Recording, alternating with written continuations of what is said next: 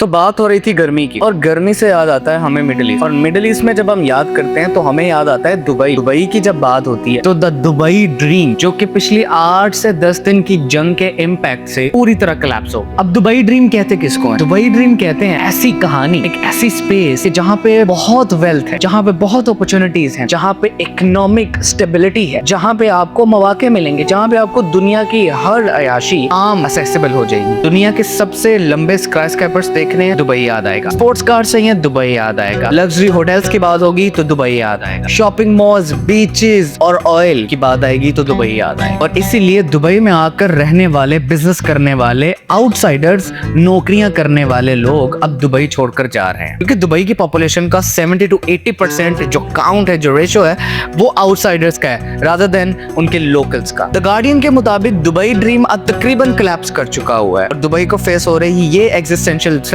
लोगों को दुबई से भागने पर मजबूर कर रही है। और द गार्डियन के मुताबिक ही दुबई में ये पहली दफा इस तरह हुआ है कि लोगों ने डर के मारे अपने जो पेट्स होते हैं उनको अबैंडन करना शुरू कर दिया है और वहां से नकल मकानी शुरू कर दिया, दूसरे अपने ममालिक में जाना शुरू कर दिया। क्योंकि यूएई की जो इकोनॉमी है वो बहुत ज़्यादा फ्रेजाइल किस्म की, बहुत ही आर्टिफिशियली ग्रो की हुई है। इन लोगों के पास तो अपना पानी तक पीने का नहीं है। ये लोग समंदर का पानी डिसैलिनेशन करके पीते हैं, यानी उसमें से सॉल्ट निकाल कर उसको पीने के काबिल किया जाता है। एंड आई थिंक ये वो टाइम है जब दुनिया को दुबई की इस आर्टिफिशियल इकोनॉमी, इस आर्टिफिशियल मेकअप और सुपरफिशियल जो इसका एक गेटअप हुआ था उसके बारे में बहुत ज़्यादा खुलकर पता चल चुका है कि व्हाट एक्चुअली दुबई है। क्योंकि दुबई के पास अपना डिफेंस सिस्टम ही नहीं है, so you can not really say कि Dubai is one of the safest countries. नहीं।